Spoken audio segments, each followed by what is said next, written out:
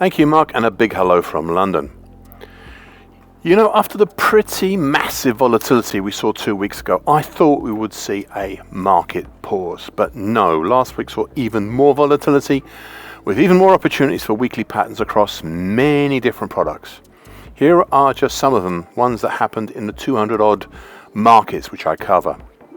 So in the currency, we had weekly key reversals up in the US dollar, Egyptian pound, 1 year NDF, if only just.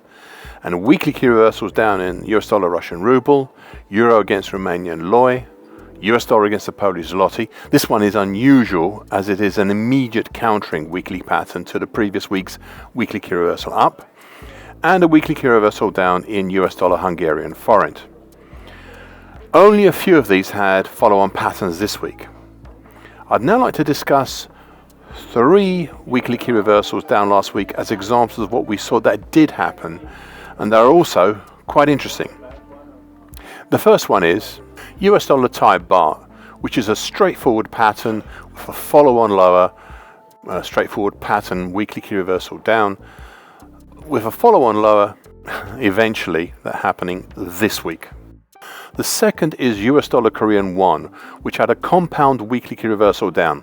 That is, last week was a bigger weekly key reversal down than the prior week, which also had a weekly key reversal down. We've seen a follow-on lower here this week.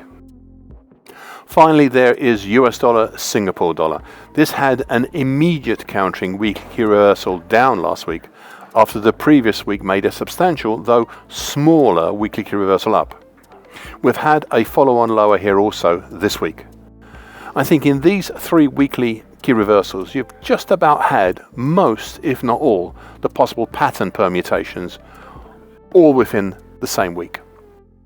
I'd next like to discuss fixed income futures, and there was no commonality here, with contrary patterns across the major markets.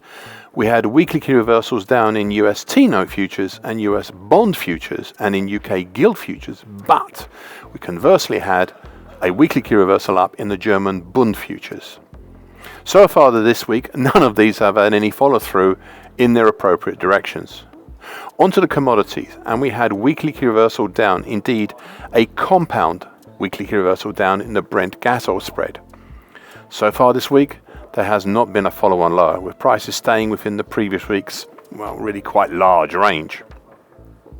In Chicago soybean futures, we had a weekly key reversal up last week, but so far this week we have tried but failed to make much of an impression on the top side, though we are hanging close to last week's close. On to now Paris milling wheat futures, and last week we had a weekly key reversal down at the low of the recent market. This week we have still clung around last week's lows, and I covered this more fully in last Friday's grains and starches video commentary. On to a really interesting one now, the sugar white premium. This had an interesting weekly key reversal up last week. However, this week's actions has been the best of times and the worst of times, with potential now for either a possible immediate countering weekly key reversal down or a compound weekly key reversal up. This is becoming one to watch. Next, a fairly straightforward one. We had a weekly key reversal up in frozen concentrated orange juice futures in New York. This has seen a more than adequate follow-on move higher this week. On to cryptocurrencies, and we had a weekly key reversal up in the cryptocurrency SOL, S-O-L, sometimes known as Solana. This had a limited attempt higher earlier this week, but we've dropped back within last week's range since then. We also had a weekly key reversal up in the Baltic Dirty Tanker Index, though we've not seen any activity on that since. Finally, and probably my best one, was the weekly key reversal up we had last week in spot gold. Now this all happened at what was then the all-time high. However, we have, especially today, we have seen a strong move even higher, with today making a new all-time high and reaching target X at 32.80, which was the top side target for a recent very acute bullish halfway hesitation.